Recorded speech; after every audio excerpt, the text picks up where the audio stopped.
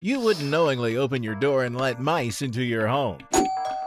But that won't keep them out either, because every year homeowners nationwide discover that mice and other rodents are entering their home on their own. Not through this door, but by chewing a hole through their garage door. Well, not anymore. Introducing the Garage Door Rodent Guard. The Garage Door Rodent Guard is a 6-inch piece of V-shaped metal specifically designed to be secured to the garage door weather seal, where the seal meets the ground.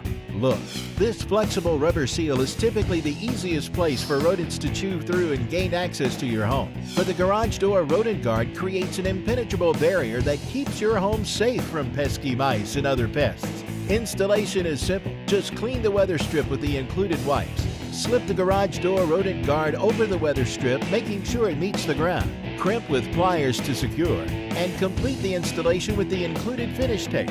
It's that easy, and your Garage Door Rodent Guard can be painted to match your existing color scheme. The Garage Door Rodent Guard can be used to repair a previously damaged weather strip or to protect new weather stripping from rodent damage for years to come. It's totally green and humane too. There are no dangerous poisons to handle and no messy traps to clean up and dispose of.